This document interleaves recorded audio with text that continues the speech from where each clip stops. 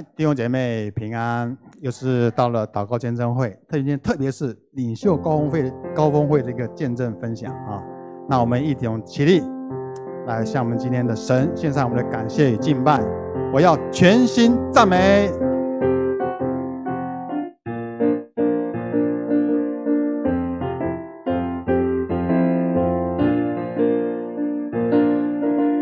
全心感谢，全心赞美，进入你的约，全心颂赞，献上为祭是最纯的果子，在你里面一无挂虑，喜乐满溢，常常祷告，不住祷告，盼望在于你。我要全心赞美，跳舞颂扬你名，在你殿中一日胜过在世上千日。我要全心赞美，赞美还要赞美不停，一人捧礼欢呼声永不息。重来，全心感谢，全心赞美，进入你的约，全心颂赞，献上为祭是最纯的果子，在你里面一无挂虑，喜乐满溢，常常感谢，不住祷告，盼望在于你。我要全心赞美，跳舞颂扬你名，在你殿中一日胜过在世上千日。我要全心赞美，赞美还要赞美不停，一人捧礼欢呼声永不息。我要全心赞美，跳舞颂扬你名，在你殿中一日胜过在世上千日。我要全心赞美，赞美还要赞美不停，一人捧礼欢呼声永不息。我要全心赞美，跳舞颂扬你名，在你殿中一日胜过在世上千日。我要全心赞美，赞美还要赞美不停，一人捧礼欢呼声永不息。一人捧礼欢呼声永不息。拍掌，将一切荣耀给我们的上主，哈利路亚。我们依然站立。每一天我需要你，是的，主，我们每一天都需要你，我们每时刻都需要你。大家可以借这首歌的敬拜赞美时候，你可以祷告，你可以赞美，你可以赞美，你可以祷告，向天父来宣告说，我需要你，我每时刻需要你，我每一天都需要你。到施恩座前，用心里诚实寻求你。哈利路亚。亲爱的天父，我何等地需要你，需要你给我你的同在，在我身，让我坦然无惧来到施恩座前，用心灵诚实寻求你。亲爱的天父，我何等地需要你，需要更多你的同在，在我生命每一天。每一天，我需要你，你话语如甘霖，每时刻，我需要你，圣灵如雨降，每一天，每一天，我需要你，你话语如甘霖，每时刻，我需要你，圣灵如雨降，这是我祷告，这是我的祷告，愿我生命单单归荣耀给你耶稣，这是我的呼求，每天都更爱你，永不失去记住爱你的心，这是我祷告，这是我的祷告，愿我生命单单归荣耀给你耶稣，这是我的呼求，每天都更爱你，永不失去记住爱你的心，让我暂然无惧来到世人座前，用心灵诚实寻求你，亲爱的天父，我何等地需要你，需要更多你的同在，在我生命每一天，每一天，我需要你，你话语如甘霖，每时刻，每时刻，我需要你，圣灵如雨降，每一天，每一天，我需要你，你话语如甘霖，每时刻，每时刻，我需要你，圣灵如雨降，这是我祷告，这是我的祷告，愿我生命单单归荣耀给你耶稣，这是我的呼求，每天都更爱你，永不失去记住爱你的心，这是我的呼求，这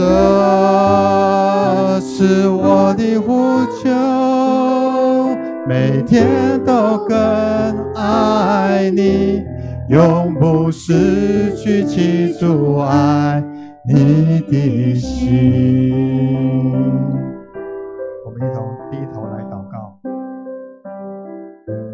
慈爱的天父上帝，我们要感谢赞美你，又让弟兄姐妹在祷告会的时刻又聚集在一起，来献上敬拜与赞美。谢谢主，让我能够坦然无惧的来到你的施恩宝座前，因为幔子裂开了，我们可以与你更加的亲近。主啊，我承认我们的不足，我承认我们的需要。主啊，我向你呼求，弟兄姐妹向你呼求，我们每时刻都需要你，我们每一天都需要你。今天是领袖高峰会的一个见证分享，我们愿今天主的名被高举，愿主人的荣光被彰显。主啊，特别将今天整个祷告会的过程，主圣灵亲自来引领，来带领。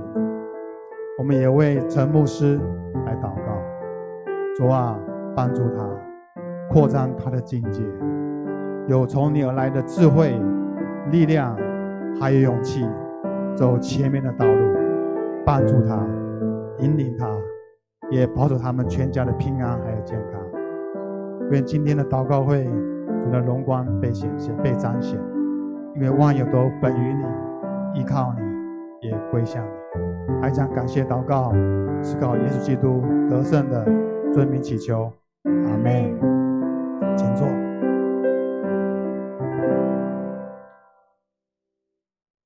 好，各位弟兄姐妹，大家晚安平安。知道今天是什么节吗？清明节、情人节。好，今天是七夕情人节。好，跟你旁边的弟兄姐妹跟他祝福说，很高兴跟你一起过情人节。好，大家一起过情人节。好，我是早上看到那个总统的 LINE 哦，今天是情人节，祝大家情人节快乐。好，那我们今天是领袖高峰会的见证分享。上礼拜三是华山区，有弟兄姐妹在这里做很棒的见证。好，那我们去年教会60周年，我们第一次也来举办领袖高峰会。好，过去领袖高峰会已经有20年的时间在台湾。好，那过去我们都是要去到台北，好，要去到都是在台北从以前的真理堂，那到后来的新店行道会。好，那也要，而且那个上课的时间要一大早上班时间前就要到达，好，然后下课之后要跟着下班时间跟着回桃园，然后隔天又再去，好，2天的时间非常的辛苦啊。好，那我们去年、今年，好，那就来办在教会。好，那在这领袖高峰会当中，好，有很多关于这个领袖的学习。好，那他邀请很多的领导的这个业界，好，或是企业家，或是顾问，好，或是教练，或是去年还有总统，好，等等的，好，有的是牧师，好，来分享他们在各行各业上面的领导，好的这些的学习。好，那今天我们有邀请4位要来透过今年的领袖高峰会要来跟我们做见证分享。好，那我们就来把握时间。好，我们先请立珠长老，等一下请嘉生长老，我们拍手来欢迎立珠长老。好，谢谢大家平安。我来询问一下大家，就是在工作的职场上，这边蛮多工作职场，有没有带领过你的同事啊，或者是带领过你的这个主管啊，一起祷告的有没有？请举手来回答一下。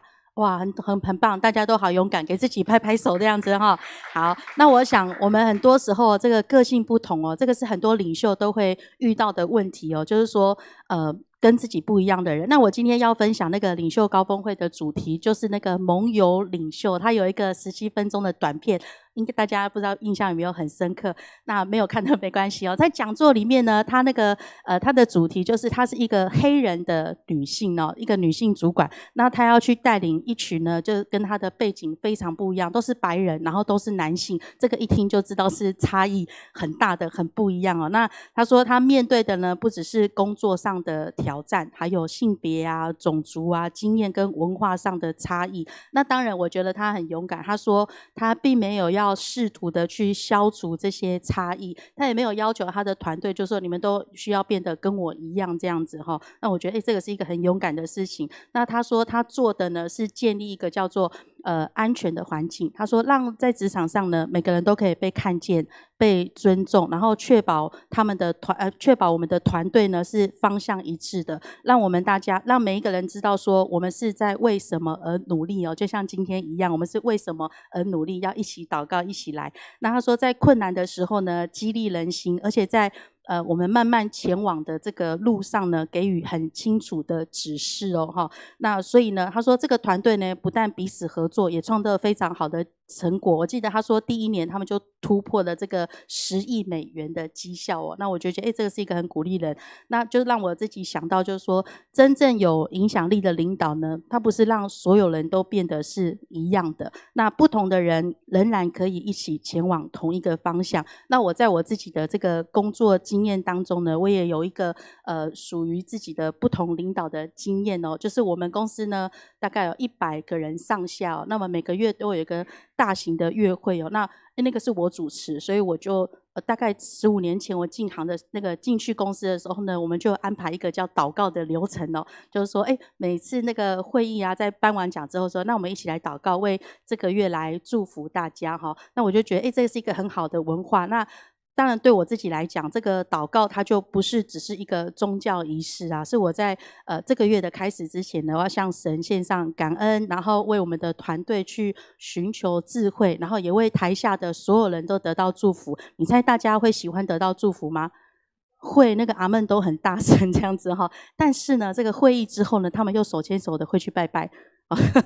或是他可能没有这个信仰这样子哈，那我觉得可是这个不会否定我为他们祷告祝福的那个决心，所以我们就一直有这个流程，一直到现在哦。那我自己相信，就是说信仰不是只有停留在我们自己的个人，或者是只有在我们的教会，只有在我们的小组里面，而是要真正的能够跟社会上产生连结这样子哈。我觉得我们教会很棒，就做了很多的社区的事工。那我说跟社区连结呢，就是说不是要求每一个人都相信你提供的这个内容，但是呢，因为信仰我们领受的爱呀、跟怜悯、盼望、责任，我觉得这个是可以让每个人可以在我们身上看到的，然后他也会因为这样子更多的信任你哦。那我最后就说，当我们愿意把信仰活在工作、家庭还有社会当中的时候呢，他们会感受得到是我们的善意还有支持。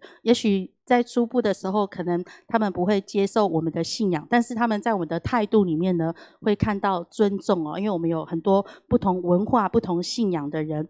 那最后是说，领导不是要求别人和我一样的方式相信，而是在不同当中呢，仍然愿意尊重、守护，还有这个彼此哦。那最后我说，盟友不是站在团队之上，命令大家来跟随自己，而是站在团队的当中，要成为一个可靠的同行者。那所以呢，差异对我们来讲，反而我觉得是一个祝福。我记得那个讲员就是最后说，这个有不同文化的团队呢，它的绩效反而是更好的，因为可以有更多不同的火花这样子。那最后一个我说，如果你是一个领袖的话，我们应该都要学习，不是来管理人，而是来成全人这样子，让每一个人都可以在自己的位置上呢，带着这个信念前行。那谢谢，这是我的分享，荣耀归给神。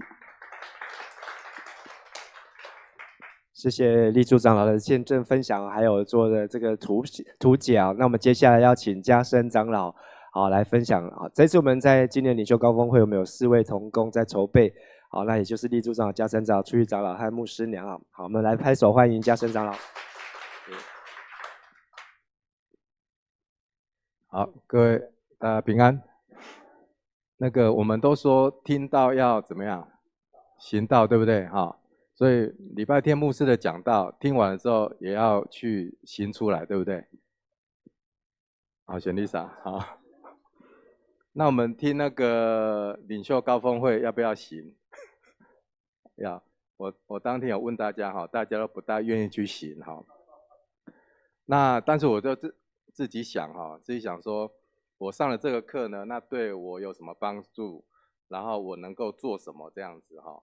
那我回去就在思考，那里面有两个讲师的课题哈，对我比较有印象深刻的哈。第一个就是那个克雷葛罗雪牧师哈，他的主题是那个永续力啊，它里面讲到就是说，其实那个要成为一个那个领导者，优秀的领导者，其实关键其实是很单调的事情这样子哈。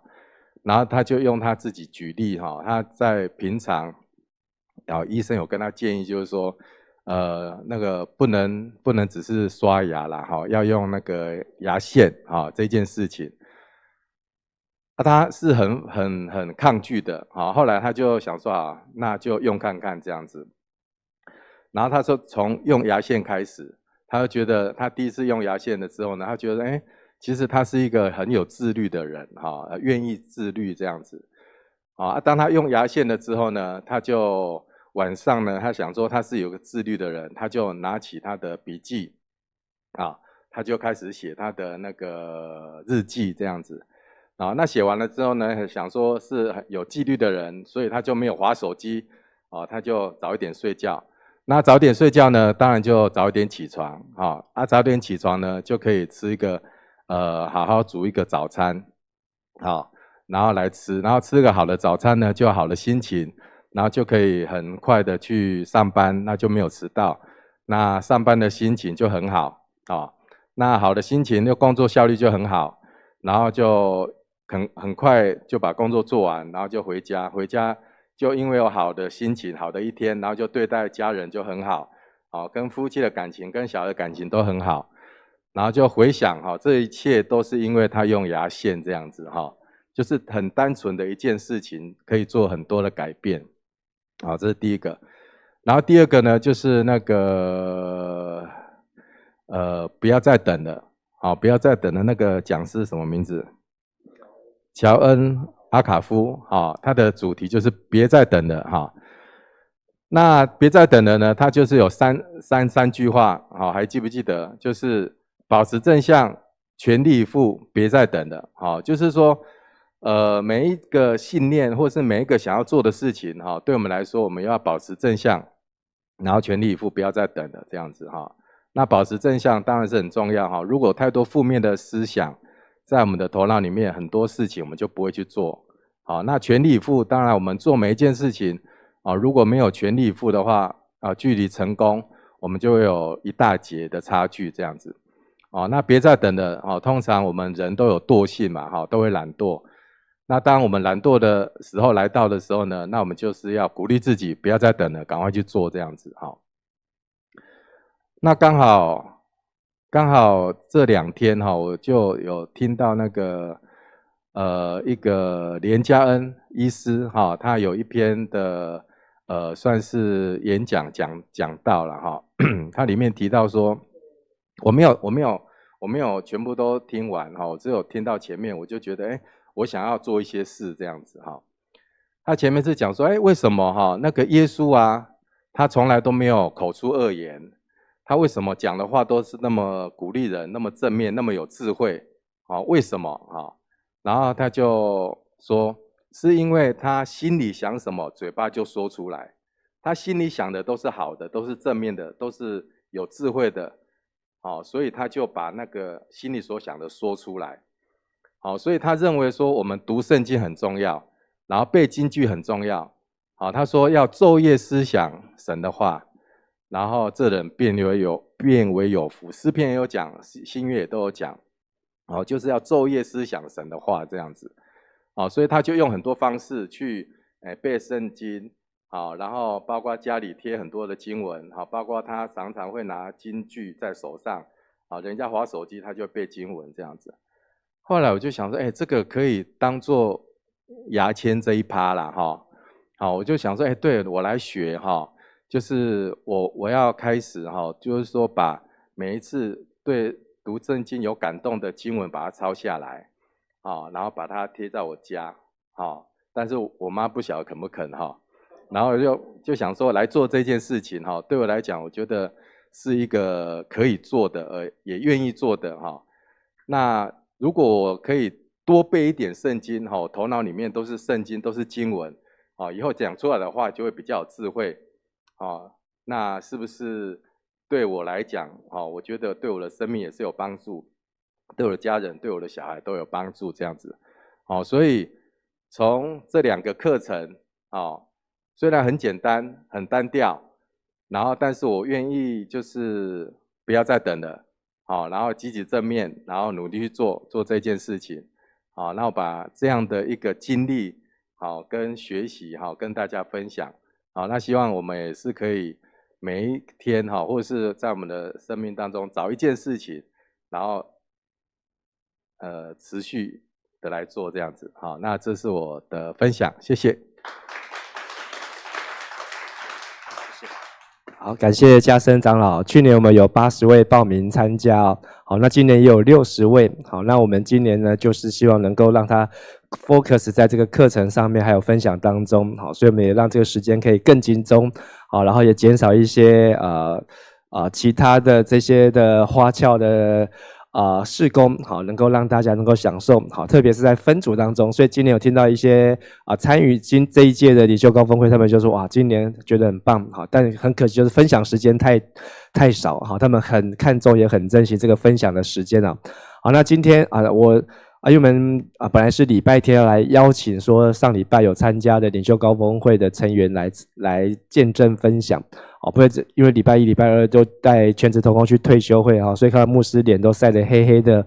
好，那所以我们昨天晚上回来才开始想到说对，今天晚上见证会要邀请，好，所以昨天晚上就邀请了这个参加领袖高峰会很认真坐在第一排的延秀长老。好，不过他早上才看到讯息，就说他在南部他今天没有办法。我说那你可以录音啊。好，他说好，那他就试试看。结果没有想到他今天就出现在我们当中我们来拍手来欢迎延秀长老。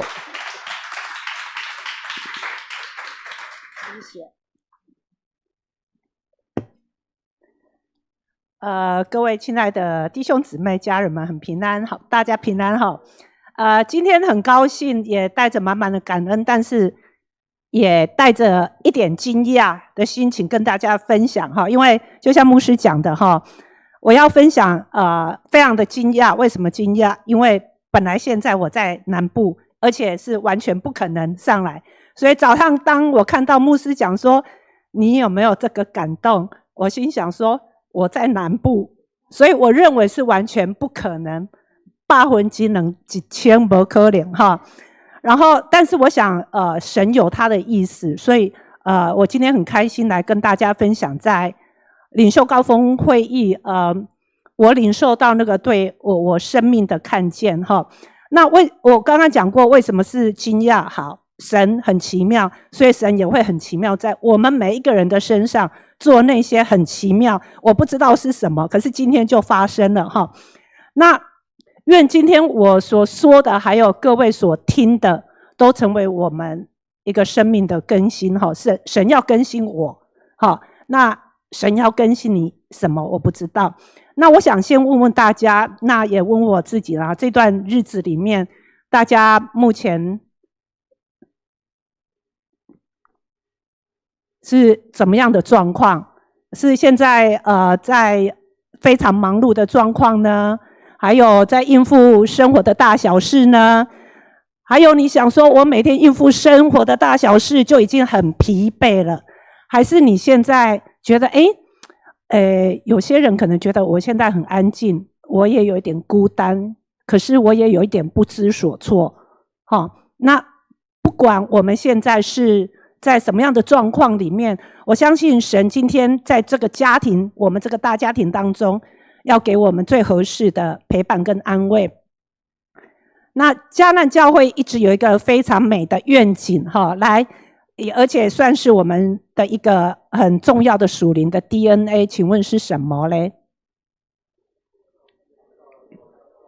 好，对内是祷告的教会，对外是，但是有没有感觉每一次当我们讲这2句话的时候，你心里面会有没有多少有一点小 murmur， 我自己都很忙，自顾不暇了，那我哪有什么力量跟时间来成为一个祷告的人，成为一个宣教的人？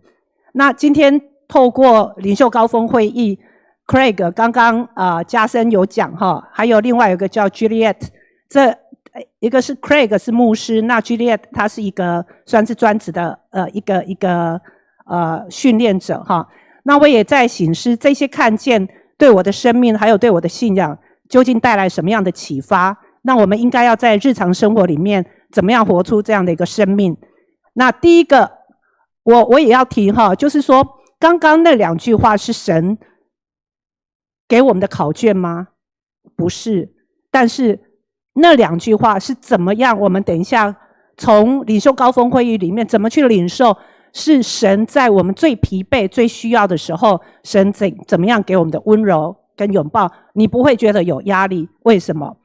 那首先第一个很重要的就是我们生命的中心点，我们必须要回来，成为一个祷告的人。这好像听起来好像是一个宗教术语那我们常常在想，我不是不想要静下来祷告，而且也不是不想要关心家人，而是我们的脑袋里面装了很多的那个 Juliet 他讲什么？那个专有名词叫什么？微小的磷虾，就是我们的脑袋里面装了很多东西。那他也提醒我们，他说我们的能量有限，但是事功杂事怎么样？无限。对，好，那这些很多很繁琐的事情，常常我们在家里面也会会让我们觉得一个字叫什么？累，对不对？而且累了就会怎么样？没有耐心。所以我们常常落入一个似是而非的观念是什么？因为我们会觉得，我目标设得多，生活跟工作塞得满满，叫充实。我姐姐俊妙可能最了解我。我退休之后，我还是很忙，在学东学西，学 AI， 学什么学一堆。因为过去的生活里面我很忙，那我觉得这样子叫做充实。而且可能我们教会很多的事工，也很多的活动，我们也非常的忙碌。那结果到最后是我们自己跟我们的团队怎么样？我们都被压得喘不过气来。我不知道这里有多少人有这个感觉那放在你自己的心里跟主祷告但是真正吃掉我们的时间跟心智的，往往都不是那个大的专案，而是什么？你有没有觉得你回讯息回不完？然后呢，要确认细节，确认不完。因为比如说美英姐，哎呦，现在要聚会到底这个有没有想到，那个有没有想到，有没有注意到，有没有漏掉东？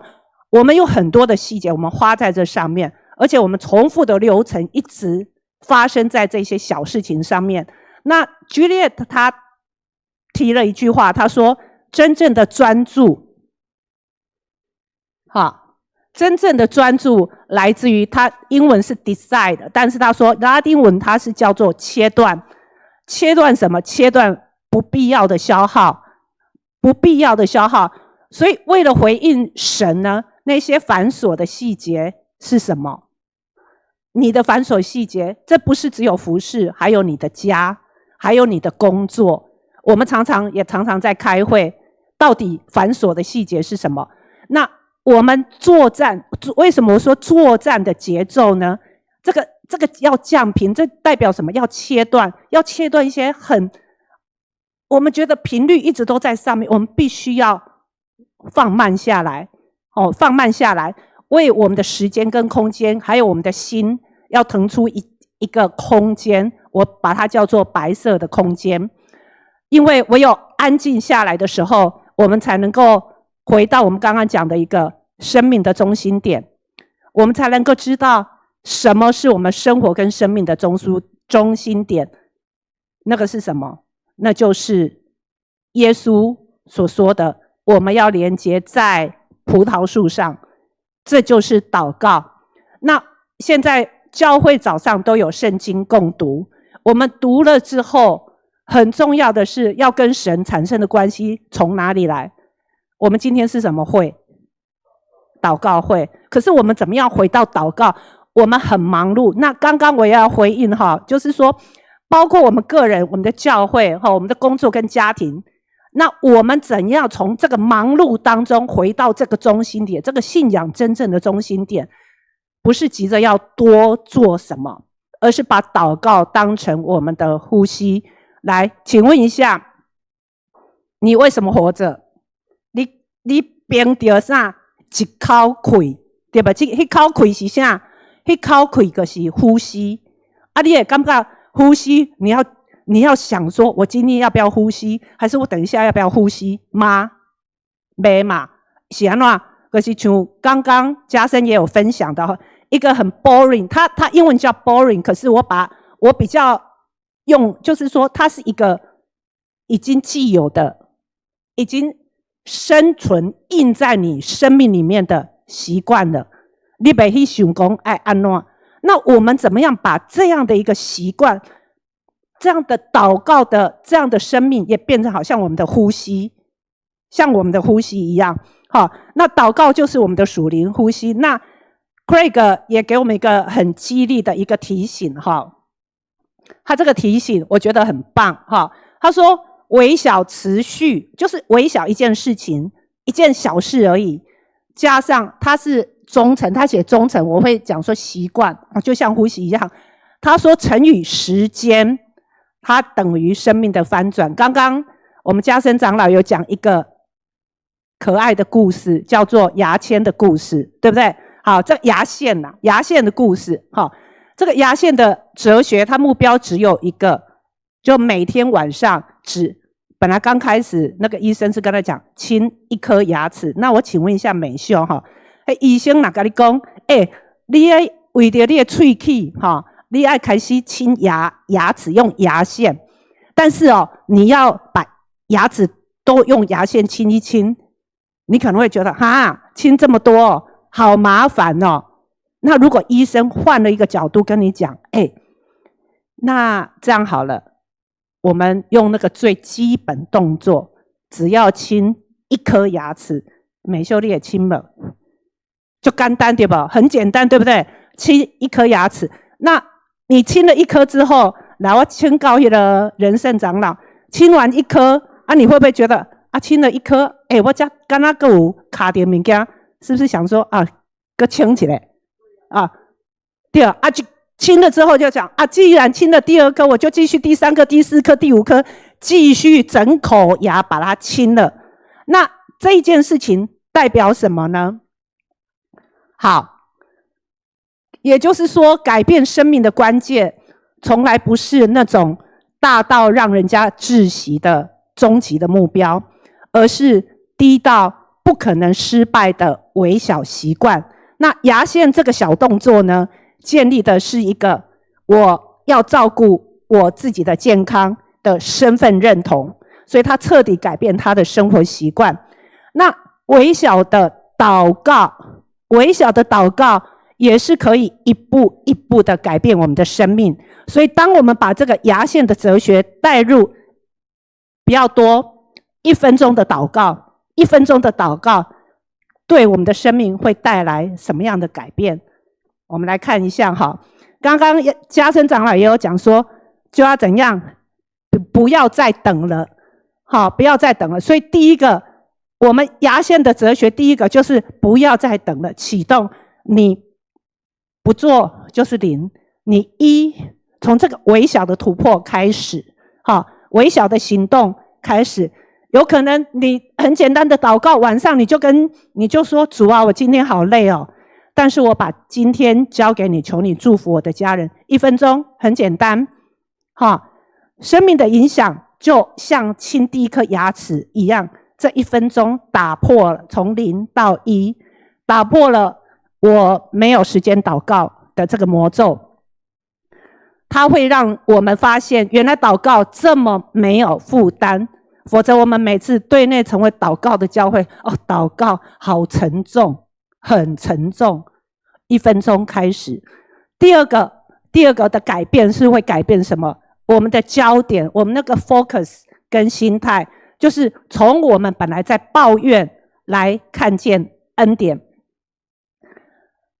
当这1分钟的习惯开始的时候，你心里面那个空间就会腾出来了，因为你本来刚开始可能1天工作完之后，你蛮焦虑的。你可能跟家里的人也有争执，你也在唉声叹气的。但是现在因为这1分钟的祝祷，甚至你看到家里人之后，你心里面就会出说：主啊，我今天已经为我家里的谁祷告了，我知道你在做工。那可能你本来老婆看到老公的时候眼睛是这样，个只暗较长来。老公看到老婆讲，那也不给我放洗澡水，我不知啦，我不知进来放洗澡水吧，就是那个眼神，甚至我们的眼神也在改变，我们的眼神也变温柔，口气也变柔和了。我们读创世纪的时候，上帝怎么创造世界？神说，所以口气。我们怎么说？可是我们怎么说不出温柔的话？1分钟的祷告帮助我们，让我们的心安静，让我们说造就、安慰、鼓励人的话。好，那牙线的这个理念呢？第3个会造成一个连锁触发哈，我讲说是触发连锁反应，就是从个人延伸到关系的修复。这个微小的行动，因为我们心态改变了，所以譬如说某天晚上，突然间是变成是老公给老婆递一杯热水，顺口说了一句“老婆辛苦了”，然后这个开始，你的家人本来你的老婆本来想说，我老公回来都要像老太爷一样等着吃饭，结果今天竟然倒了一杯水给我，而且跟我讲：“老婆你辛苦了。”那他感受到是一个爱，他没有压力。那可能你的家里本来是什么？很冰冷，因为都不讲话，或我是老太爷，或者是我好委屈哦。这个冰冷的关系开始在慢慢改变。好，那所以呢，这个第三个是一个连锁反应，那第四个就是一个生命根基的翻转，就是让我们的重担，原来的重担变成一个呼吸，让我们确立我们是神的儿女。那知道祷告是服侍，觉得祷告本来是一个重担的人，变成一个什么？我们是一个凡事仰望神，靠神得安息的祷告的人。所以这个例子提醒我们我还是讲一下这1分钟的祷告的连锁反应，第一步启动一定要开始，第二个焦点就改变，第三个会产生一个连锁反应，刚刚嘉诚长老也分享了。第四步身份的认同，表示是什么？我们是神的儿女。那这1分钟如果可以，可能你祷告不止1分钟你可能是1个小时但是这个是一个基本的动作。如果你的小孩，或者是你有时候工作很累，这1分钟日复一日，神就会透过这个微小的忠诚，来悄悄的转变我们的心灵，而且改变我们的家庭，让我们自然而然成为一个随时跟神对话的人。那也就是说，看不见的日常祷告，正是圣灵大能大力的一个基石那我不知道牧师是不是也在祷告当中跟主说，所以本来不可能的事情突然间我们就回到这个地方来，这是一个很奇妙的事情那所以跟家里的人也好，跟你看起来刚刚那个立珠长老也讲跟你不一样的人，我们常常一看到就躲，也不能讲躲开，就避开这个人我不喜欢，我就避开。这个人我就可以特别讲话都这样特别都讲他外高我们就会避开。但是我们从来可能也没有意识到想到我可以记得结婚间隔后，那是你看我们来看神翻转什么事。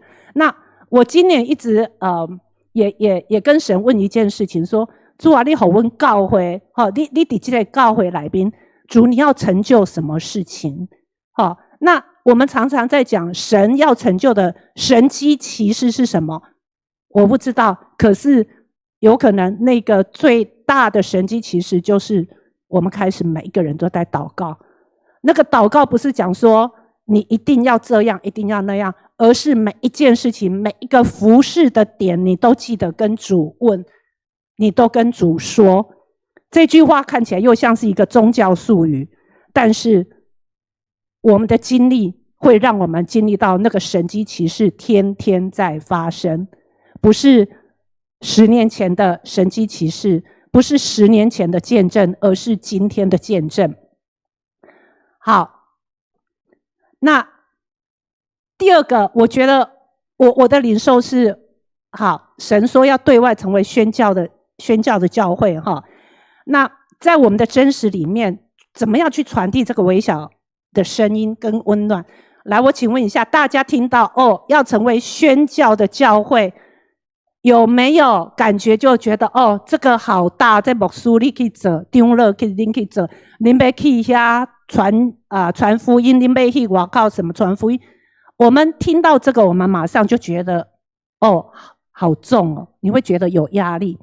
可是呢，我们把宣教想得很大很遥远，甚至于是觉得说，哦，这是属灵的精英才能够做。好，但是宣教的本质是在哪里？是在我们的软弱里面，用最真实的品格去体贴我们身边的人，去经历，而让他能够去经历到你这个神的儿女的不一样。那Juliet他在整个演讲里面哈，他有讲到对不起哦，他有讲到一个概念哈，放下手下的黄金。为什么把它放在宣教里面？因为他提到他们有一个战斗机叫 T38 的超音速的战斗机，这个速度要很快，飞得远，它就要怎么样卸下不必要的重担。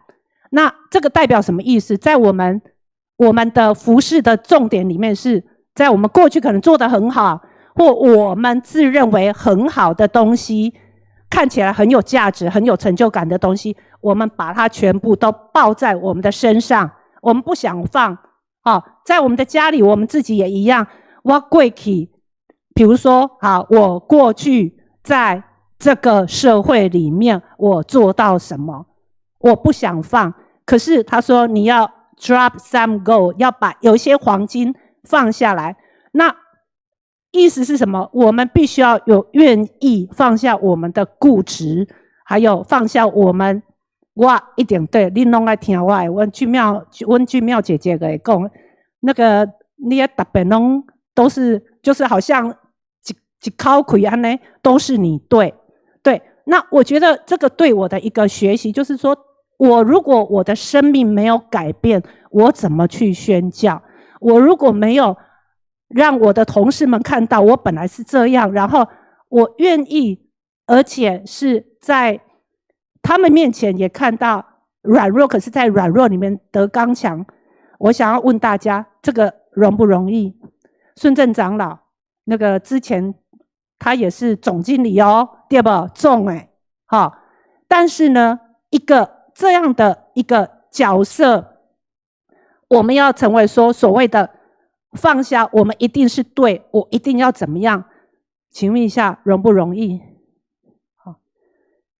不容易。那个丽珠长老，你的公司呢，带着大家，那突然间要怎样？很不容易。为什么？因为人类自从进入到罪的里面的时候，我们已经从耶稣的这个靶心偏离了。如果我们这个人的性格没有恢复神起初创造我们的美好的时候，说真的，凭着我们自己很难。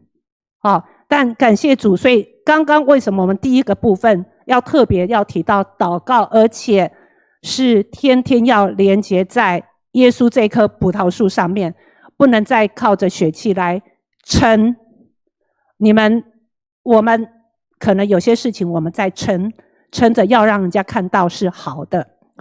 那在家庭还有小组里面，如果我们不是高姿态，我们是承认我们不完美，我们用包容跟倾听去靠近还没有信主的家人或者组员，他们会在我们身上看见一个真实的爱。在职场里面，在社区里面，我们也体谅那一些在工作或者这一些同事的压力，帮忙把一些繁文缛节把它精简了。我们对管理员清洁员，或甚至于我们在这里面可能楼下有一个学生我不晓得大家知不知道，那个学生我观察很久，他在教会里面打扫。那如果大家看到他，也能够跟他稍微打个招呼，因为在年轻人里面，而且他要当打扫，他可能在心里面，他有一个莫名的这个感觉。那他信主，他是信主，可是信主也是人家带他们来信主。那这个宣教不只在于已经就是还没信主的，那些已经信主的，怎么样用我们的生命也让他们更加的能够扎根。所以对不起所以我今天想要用这个做一个结论哈，就是弟兄姊妹，我们迦南教会要成为一个祷告跟宣教的教会，关键不在我们做了什么，但是我们要连接在主的事里面。那我们要从事工导向这些沉重的压力，要转向身份认同，还有怎么样去享受这个安息哈，很不容易啦。但是这个就是一个操练。为什么我们要上这个课？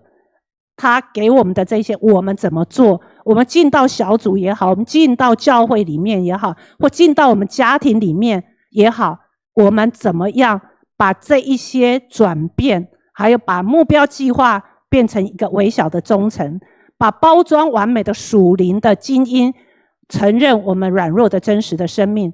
那本来是靠着自己要说服跟争辩，我们返回到内室里面去仰望神。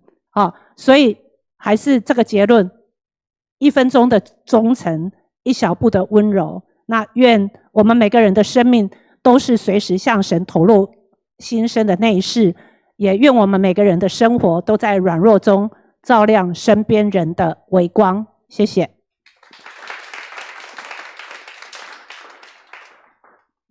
谢谢延秀长老。好，本来我是要请那个处宇长老做压轴哦。好，不过延秀长老整理的非常的认真哦。好，不过我们还是要邀请处宇长老能够用3分钟来帮我们做最后的总结啊。好，那我们来拍手来欢迎处宇长老。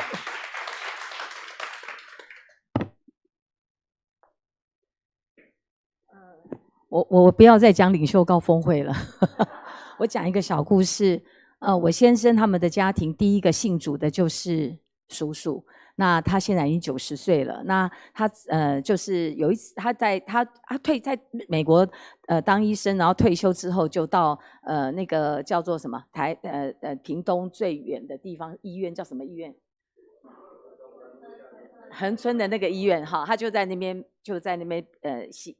医疗这样子，然后就好。然后在10几年前吧，他就来到我们家，帮我们家就我跟我先生跟2个孩子就做，应该是快15年前了，就做礼拜。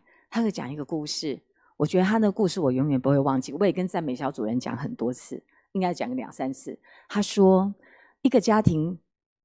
他们家是叔叔他们家就是爸爸，就是他嘛哈，他就是爸爸，他太太跟3个孩子，男生嘛哈。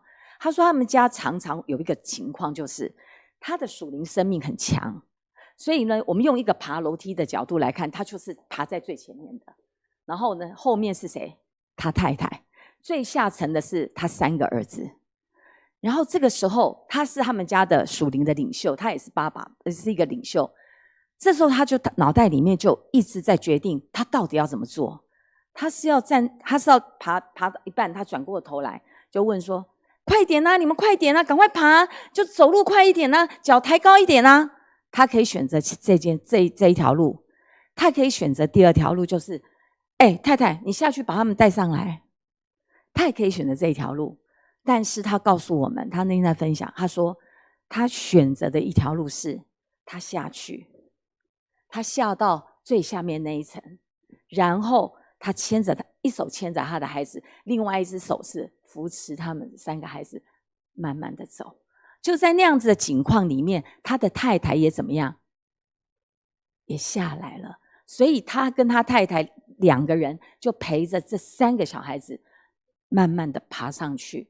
他跟我们这样子在讲的意思说，我们当父母亲的都有可能是家庭的属灵领袖，你有可能比他们都来得更高，你有可能比他们来得更多，但是你的属灵领袖是要用这样子的教，你要快点，你要用这样子的教，还是你要请另外一个人去帮他，还是你选择下去往下走到那个他的阶层，陪伴他，甚至是 push 他这样走。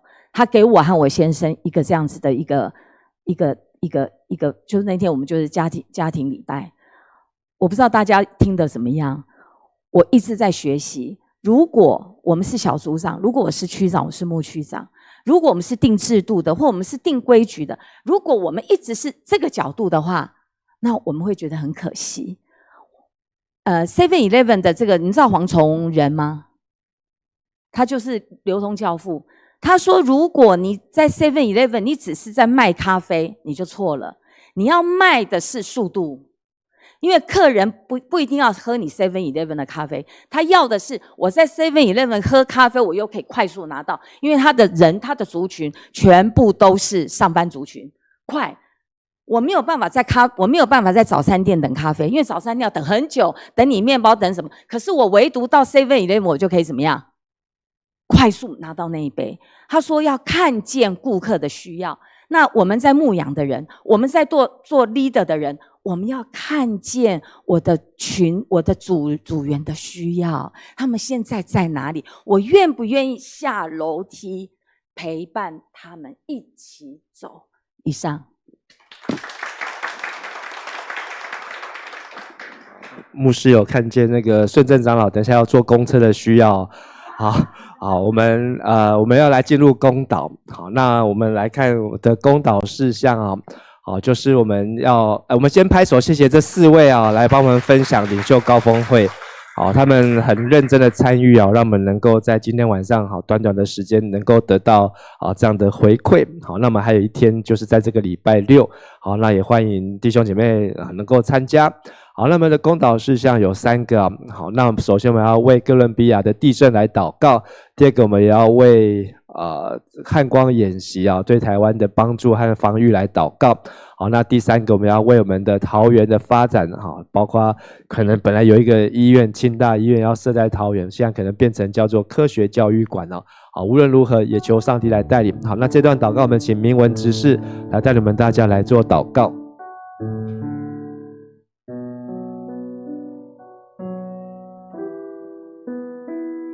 亲爱的天父，阮同心为着这个世界、国家、甲社会来祈祷，求主你怜悯哥伦比亚地震中受灾的百姓，安慰因失去亲人的家庭，医治受伤的人。阮嘛为灾区这的人需要救援甲中间的资源来向你祈祷。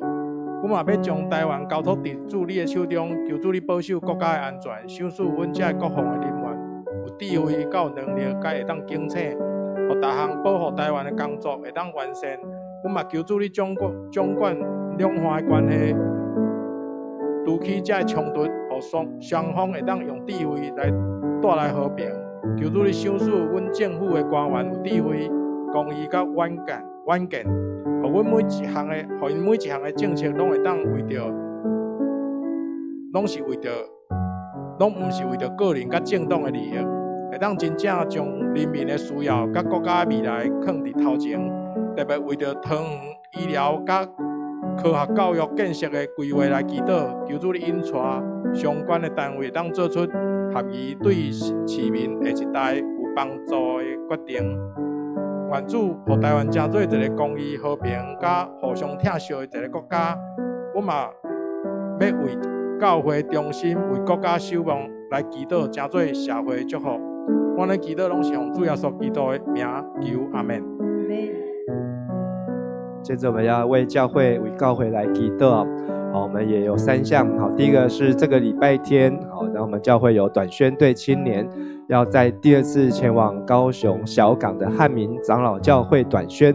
好，那总共有12位团员，9天的时间也求主保守出入平安。好，所以下个礼拜3的祷告会我们没有在现场，下礼拜3的祷告会的主场是在高雄。好，欢迎大家来参加下礼拜3的祷告会啊。好，去高雄啊！如果你不能去怎么办？好，可以线上了。好，我们就直播。好，所以我们会把这个祷告会的主场，好，下礼拜3会移到高雄汉民教会。第二，我们要为这个礼拜天主日有主父母节跟孝亲主日的活动，好，现在是50几位报名，57位报名。好，那74位报名。好，那我们也求主保守，好，这个活动一切都能够顺利，好，也能够让阿公阿嬷主父母节，好，跟第2代、第3代都有很好的传承典范。第3，我们要继续为领袖高峰会，好，包括今天的分享从他们的口中就可以知道这个课程看起来好，跟实际上起来运用起来真的是有很大的启迪和启发。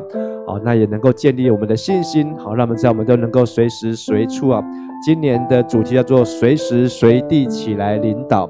好 ，lead where you are， 好，不论你在哪里，都要成为领袖，能够效法主耶稣。好，这段祷告我们要请子轩组长好来带领我们大家来做祷告。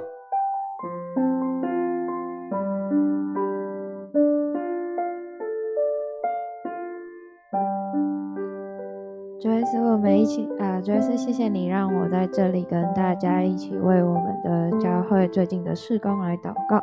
主啊，求你保守我们接下来的天气，让我们在交通上跟活动上都可以顺利。你也知道这些短宣同工们的辛苦，尤其是汉民的青年们，其实都是高2升高3要准备大考，求你来看过他们的课业压力。然后也让所有的青年，不管是汉民还是迦南的青年，都可以真的静下来，感受到从你而来的力量，让我们不只是在做一个事工，而能跟彼此、跟汉民的青年们、跟教会们都有更好的连接。也求主看顾这周孝亲主日的活动，除了活动的顺利进行以外，可以真的让教会跨世代的关系可以更紧密。也纪念所有筹备这一次高峰会的同工们的辛劳，让所有人都能有所收获，也能将收获应用在自己的生活和我们的教会当中，让不同的年龄层，然后不同性格的人都可以被看见，然后可以在主里合一，然后可以互相支持。我们将这一切都交在你的手中，求你持续的来看顾跟保守迦南教会，可以继续合一的向前进。谢谢耶稣，奉耶稣的名祷告，阿们。好，那我们最后要为我们的肢体好，那有几位肢体需要我们一起来代祷。好，首先是为傅梅姐，好，她头晕，还有青玉姐，好，她要做化疗。跟美惠姐她在车祸后的这个复原，也求主看顾，以及在陈玉芝姐妹脊椎滑脱，也求主来医治，还有宝儿姐尿道感染，也请为宝儿姐代祷，以及淑珍姐妹已经出院返家，但是还有反复的发烧，也求主来看顾和保守，以及新闻姐她要做超音波和胃镜的检查，能够顺利。还有于林的先生富贵，他已经这个月到泰国工作，也求主带领他在泰国的起居生活。还有为丰盛师长，保守他的喉咙跟膝盖的绞痛，也能够一切顺利。还有为一切的妈妈，她有气喘、心悸和呼吸困难，也求主能够保守。还有看美菊姐的儿子泽伟脊椎，也能够求主来医治。我们总共有这些的弟兄姐妹肢体，以及我们所知道的肢体，我们一起同声开口来为他们来祷告。亲爱的父神，我们在这里要来为我们的肢体弟兄姐妹来祷告。主啊，求你来帮助保守这些肢体能为傅梅姐来祷告，也求主你来看顾傅梅姐，还有青玉姐让她的化疗也能够一切来顺利，也为美惠姐妹她车祸后的康复来求主同在，还有为玉芝姐妹脊椎滑脱和宝儿姐的尿道感染，还有为着淑珍姐的发烧，愿主耶稣基督的宝血来涂抹遮盖在每位弟兄姐妹的肢体的身上。主，我们要为新闻姐她的做超音波胃镜能够一切顺利，还有为富贵弟兄在泰国的工作保守他出入平安，以及为丰盛师长他的喉咙还有他的膝盖都能够靠主得胜。我们要为一切的妈妈，求你来保守她身心灵都能够健壮，也为哲维弟兄，也求你保守他的脊椎来医治他。主，我们在这里也为着我们个人自己，为着我们的家人，为着我们的小组的弟兄姐妹，或是我们所知道所代祷的肢体，都要交托排列在主的面前。主啊，因为求你因为只有你是全能的主，垂听祷告的神。愿上帝你的手按手在他们的身上，使他们能够经历耶稣基督复活的大能，使我们的身心、我们的软弱能够成为刚强，我们的贫穷能够靠主成为富足。愿上帝你使那的神迹奇事彰显在我们每位弟兄姐妹的身上。我们也为今天晚上领袖高峰会的见证会来献上感恩，也求主让我们所听到的见证分享也能够运用在我们的工作、职场、家庭、生活、教会当中，都能够容神益人，能够得人如得鱼。我们在你面前这样祷告祈求，都是奉靠主耶稣基督的圣名。来，我们一同起立来参加会后诗歌《不动摇的信心》。